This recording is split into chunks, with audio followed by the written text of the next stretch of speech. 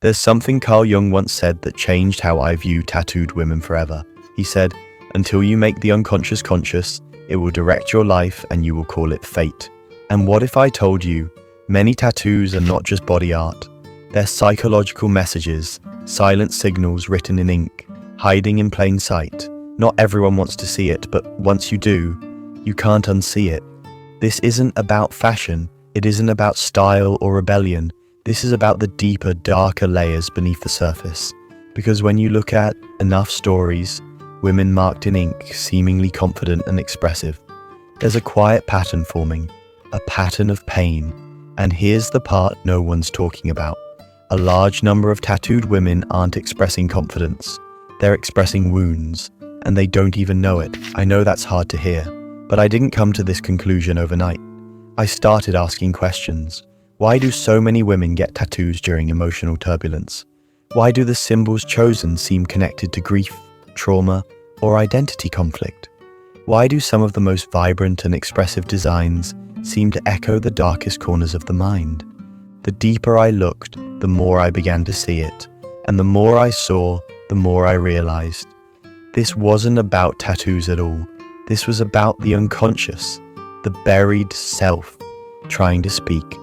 Jung called this the shadow, the part of ourselves we deny, repress, and hide from others. But the shadow doesn't go away. It waits, and if ignored, it finds new ways to express itself, often through symbolism. And what is a tattoo, if not a symbol you wear permanently? Think about it. You can't see your back, yet some women cover it in ink. Why would someone decorate the one place they'll never directly look at? Maybe it's not for them. Maybe it's for everyone else, or for something even deeper than that. A cry to be seen, or a desire to reclaim control over a part of themselves that once felt powerless. Carl Jung believed that people often mistake identity for healing, and that's the trap. Some women don't get tattoos because they've healed. They get them because they're still bleeding. And the tattoo becomes a form of armor. It's not "look at my art," it's "don't look too closely." And that's when it hit me. We are not in an age of expression. We're in an age of sublimation, where pain is aestheticized, where unresolved trauma is branded as empowerment, and where the deepest parts of the self are projected outward instead of integrated inward. There's a reason so many women choose powerful symbols: serpents, skulls, swords, angel wings, eyes, broken clocks, chained hearts. These aren't random, they're mythological, they're archetypal. Jung said the unconscious speaks in the language of myth and symbol. So when a woman inked a broken clock on her chest, I didn't just see a design. I saw the echo of a past she couldn't control, a moment that froze her in time. But here's where it gets even more fascinating. Jung also spoke of the persona, the social mask we wear. It's who we pretend to be to survive society's expectations. For centuries, women were told to be soft, nurturing, gentle. So what happens when a woman walks into the world covered in black ink, with sharp lines and defiant symbols? She isn't just making a statement. She's rejecting the old persona. She's ripping off the social mask. But here's the paradox. When you replace one mask with another, you're not necessarily liberated. You might just be wearing a different costume. Jung warned of this trap, the false sense of identity that arises when we define ourselves against something instead of understanding who we really are. And it's not just about rebellion either. Many women with tattoos describe the process as addictive. They say things like, "it helps me cope," or "it makes me feel in control." Control of what? The answer is rarely surface level. It often ties back to pain, abandonment, abuse, grief, betrayal. The tattoo becomes a ritual of reclaiming agency over the body, when the body once felt like a war zone. But does that ritual lead to resolution, or does it become a pattern, a loop that feeds itself?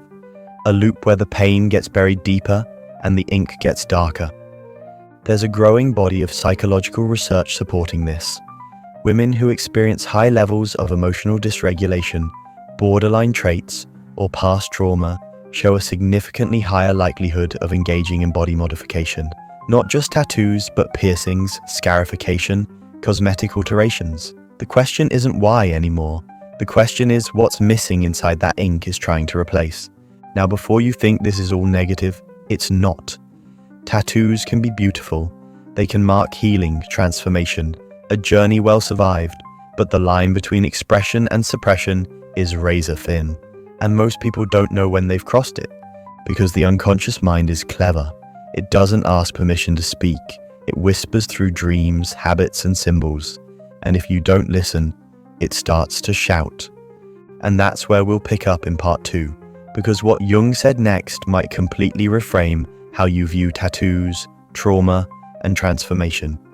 There's one more psychological layer that almost no one talks about, and once you hear it, you might never see tattooed skin the same way again. There's a strange moment that happens when someone with multiple tattoos is asked, "Why did you get that?" And they pause, they think, they give a reason, but it often feels incomplete. "I like the design," they'll say, or "it represents strength." But if you look closely, listen carefully, you'll sense something underneath. That the tattoo isn't about what it shows, it's about what it covers. Carl Jung believed that human beings are rarely aware of the true reason behind their actions, that what we call choices are often unconscious compulsions dressed up as logic. And when it comes to tattoos, especially for women who've lived through emotional chaos, abandonment, or rejection, the ink becomes more than self-expression. It becomes self-preservation. But there's one layer even deeper than the shadow or persona. Jung called it individuation, the lifelong process of becoming whole. Most people don't even start this journey. They live their lives wearing masks, reacting to wounds, and mistaking rebellion for authenticity. Tattoos can be part of that illusion, especially when they're used as shortcuts to identity. Because in Jungian terms, individuation is not about adding symbols, it's about confronting them. It's not about saying I survived, it's about asking, why did I break in the first place? Without that question, the ink becomes camouflage, emotional armor.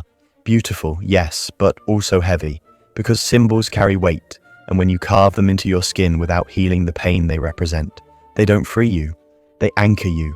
Some women unknowingly use tattoos to externalize what they can't internalize. Pain they couldn't speak becomes a symbol they can point to. But here's the twist. The more tattoos they get, the louder the silence underneath becomes. It's a paradox Jung understood well. The louder the expression, the more you have to ask, what is being suppressed? Now let me make one thing clear. This isn't about morality, it's about psychology. This isn't a judgment of people with tattoos, especially women. This is about why so many women today are drawn to this form of expression at specific turning points in their emotional lives. The pattern is undeniable. Breakups, deaths, betrayals, identity collapses, major life transitions. The spikes in tattoo decisions are emotional.